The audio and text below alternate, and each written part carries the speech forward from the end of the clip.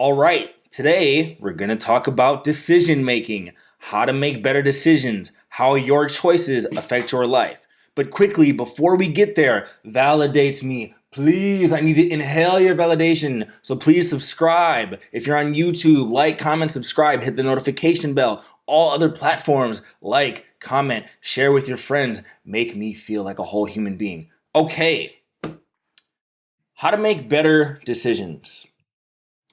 The first thing that I think a lot of people find it very hard to do is take ownership of their own decisions.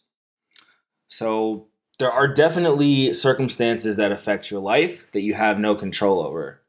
But decision making is a huge part of how successful you're going to be in your life. And a lot of people just don't want to take responsibility for their decisions. You know, even if you're starting at a place that is further behind than somebody else, like I talked about in the previous video, you have to decide whether or not it's useful to think about staying the same instead of making the decision to change, even though it's going to be hard, right? So people don't want to take ownership, and, you know, it comes to the point where people kind of just shirk all responsibility, and that's how you become negative. That's how you become a pessimist. That's how you become a person who creates this self-fulfilling prophecy of negativity. So for better or worse, like regardless of what happens to you, your life isn't going to change until you own your reactions, right? The cliche, you can only focus on what you can control. And decision making is huge. And decision making goes from the micro to the macro. You have decisions about what you do with your money. You know, we're 18-year-olds who are going into tens and thousands of dollars of debt for degrees that get jobs that don't necessarily equate to the same value. That's a major decision. Now, granted, at 18 years old, you're susceptible to influence and there's a lot of societal pressure to make that step, but that's a huge choice. Where you spend your money, what kind of house you buy. If you buy too much house, that's a choice. If you go into debt, if you spend your money too much, that's a choice. If you don't save, that's a choice. If you don't take care of your body, major choice. Major choice.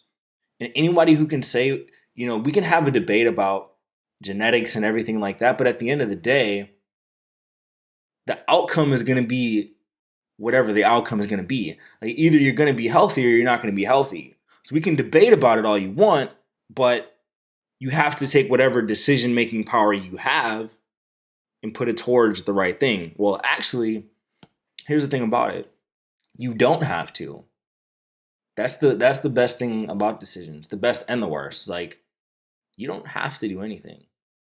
I often say that in a lot of my blog posts that I write.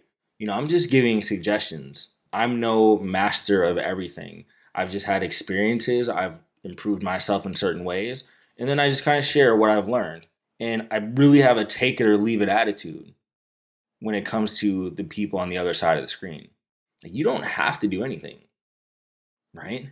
You know, there's a lot of self-help gurus that are like, you must chase your dreams or else. Like, no, you don't have to do anything. You could sit on the couch all day. You could play video games all day.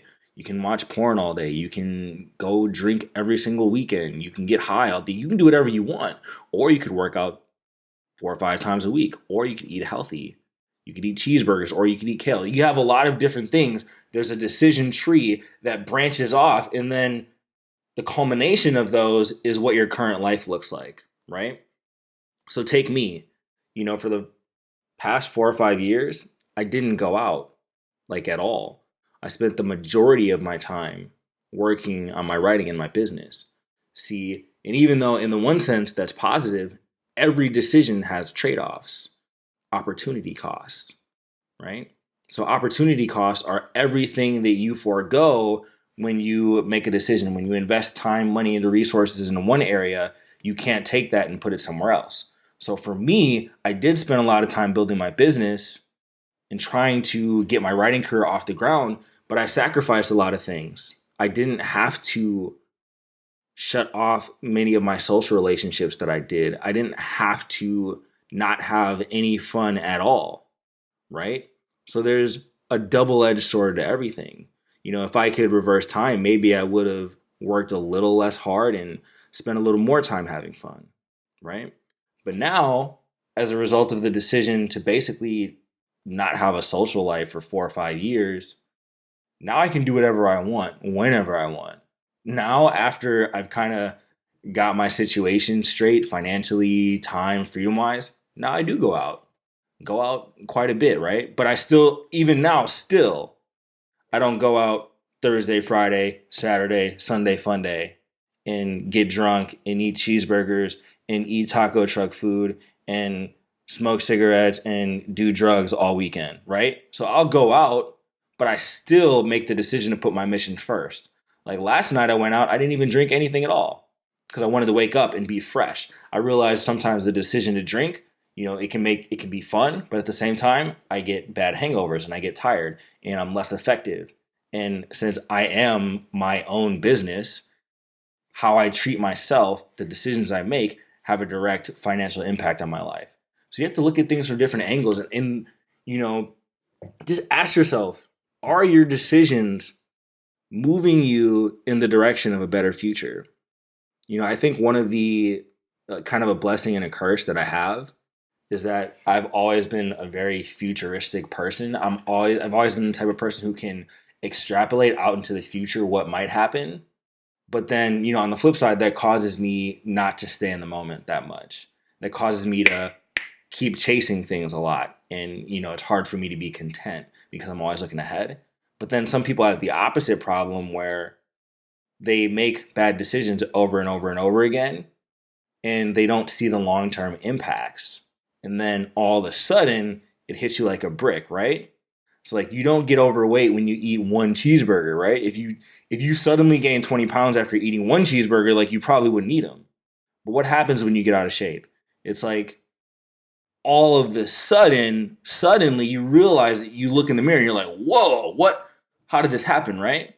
All of a sudden it's been 10 years and you're working in this job in the cubicle and you're 40 years old and you're losing energy and it's harder for you to retrain yourself to do something new. And you're just like, what happened? You made the decision day in, micro decision, day in and day out to go to that lackluster job that you didn't like, to not work on your side hustle, right? So oftentimes, there are the big macro decisions, but often life is a culmination of small moments. And each day accumulates and compounds. Each day you decide not to take a step to move forward. It's not as if you just stay on a level plane. Like you actually compound in a negative way. Because the more you fail to do something, like you're making a conscious choice not to do it, or even an unconscious one, you're sending a signal to your brain each time that you don't make the right choice that you are not a person of right choice making, right?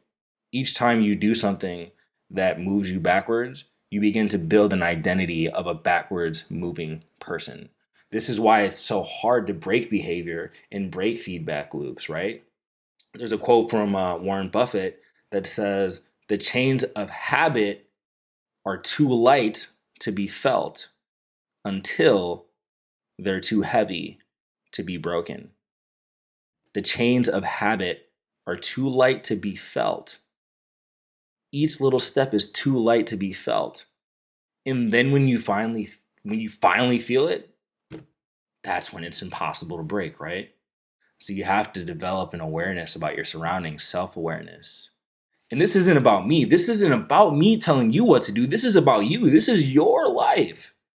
This is your life. Whatever you do, like I care about people in a general sense, but I could care less about what you do because I'm not running your life for you. Nobody can run your life for you. Nobody can come down and save you and help you make better decisions. That's on you. And, in many senses, it's a matter of life or death. All right. Thank you for watching. If you haven't gotten it yet, You 2.0, that's the book. Check it out on Amazon. It's on other platforms too. Just Google it, like, comment, subscribe on all platforms. Give me the love and validation. Let me inhale your love so that I can have energy to spread more positivity out to the world today. All right. Thank you.